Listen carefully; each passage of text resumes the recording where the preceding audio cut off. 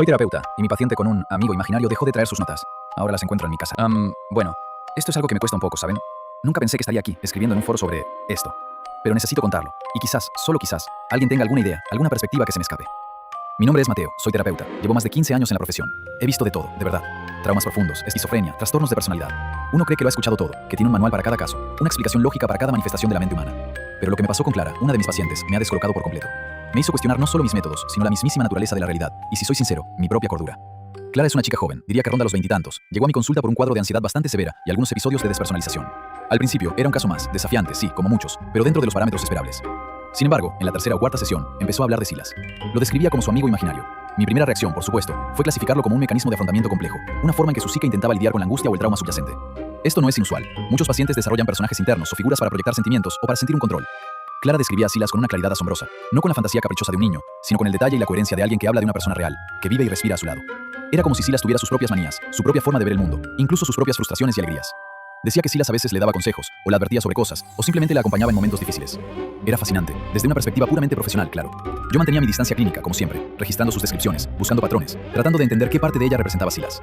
Quería ver si era una proyección de sus deseos inconscientes, un alter ego, o quizás la manifestación de una necesidad profunda de conexión.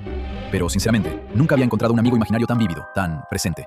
Es difícil explicarlo, pero a veces, al escucharla, casi sentía que había una tercera presencia en la sala, como un eco. Pensaba que estábamos a punto de desentrañar algo profundo de su subconsciente, de llegar a la raíz de su ansiedad. Estaba tan equivocado.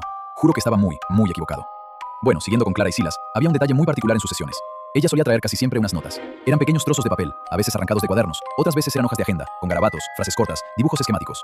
Según Clara, esas eran las conversaciones que tenía con Silas entre nuestras citas. No era una simple transcripción de lo que él decía, no. Eran más bien una especie de resumen de sus interacciones. A veces incluían pensamientos de Silas sobre algún tema que habíamos discutido en la sesión anterior, o advertencias sobre pequeñas cosas que a Clara le habían pasado o le iban a pasar. Yo, como terapeuta, las revisaba con mucha atención. Las consideraba una ventana única a su mundo interno, una manifestación tangible de ese mecanismo de afrontamiento que creía entender. Analizaba la caligrafía, a veces parecía la suya, otras era un poco diferente, como si lo hubiera escrito con prisa o con una mano temblorosa. Las palabras elegidas, los temas recurrentes. Era parte de su terapia, un ancla para discutir sus patrones de pensamiento, sus miedos, sus esperanzas. Después de revisarlas minuciosamente durante la sesión, siempre, y quiero recalcar esto, siempre se las devolvía. Era una norma.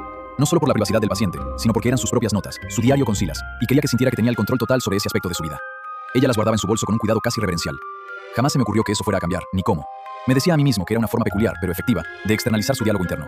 Pensaba que con el tiempo, ella integraría a Silas de una manera más sana, o al menos, comprendería que era una parte de ella misma, un reflejo. Qué ingenuo fui. Sinceramente, uno se aferra a lo que conoce, a las teorías que le han funcionado 1000 veces. Pero este caso, amigos, este caso me voló la cabeza, y todavía no sé cómo procesarlo del todo. Es como si todas las bases de mi conocimiento profesional se hubieran resquebrajado. Cada vez que miro mi estantería llena de libros de psicología, pienso en Silas y en esas notas, y siento un escalofrío.